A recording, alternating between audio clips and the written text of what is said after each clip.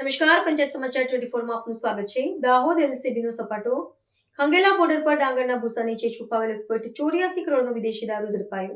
દાહોદ જિલ્લા પોલીસની સ્થાનિક ગુનાશોધક શાખાએ દારૂબંધીના કડક અમલ માટે ચાલી રહેલા વિશેષ અભિયાન અંતર્ગત એક મોટી સફળતા હાંસલ કરી છે. ગુજરાત અને મધ્યપ્રદેશની સરહદ પર આવી ખંગેલા ચેકપોસ્ટ ખાતે એલસીબીની ટીમે બાતમીના આધારે વોચ ગોઠવી એક શંકાસ્પદ ભારત બેન્ઝ ટ્રકને અટકાવી હતી. વાહનની ઝીણવટભરી તપાસ કરતા તેમાંથી ડાંગરના ભૂસાની અડમાં ગુપ્ત રીતે છુપાવેલો વિદેશી દારૂ અને બિયરનો જંગી જથ્થો મળી આવ્યો હતો, જે પંજાબથી ગુજરાતમાં ઘુસાડવામાં આવી રહ્યો હતો. પોલીસ તપાસમાં ટ્રકમાંથી વિદેશી દારૂ અને બિયરની કુલ 1176 પેટીઓ મળી આવી હતી, જેમાં 26,784 જેટલી બોટલોનો સમાવેશ થાય છે. આ જથ્થાની બજાર કિંમત રૂપિયા 1,84,30,80 આંકવામાં આવી છે.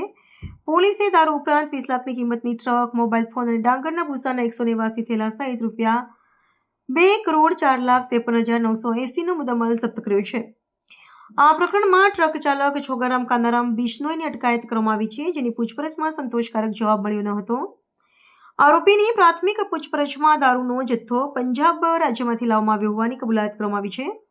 દાહોદ એલસીબી દ્વારા છેલ્લા 2 મહિનાથી સરહદી વિસ્તારમાં બુટલેગરો પર સતત ધોંસ બોલાવવામાં આવી રહી છે, જેના પરિણામ સ્વરૂપે આ મોટી સફળતા મળી છે. હાલમાં કતવારા પોલીસ મથકે પ્રોહિબિશન દ્વારા હેઠળ ગુનો નોંધી દારૂ મોકલનાર અને મંગાવનાર મુખ્ય સૂત્રધારો સુધી પહોંચવા માટે પોલીસે તપાસના ચક્રો ગતિમાન કર્યા છે.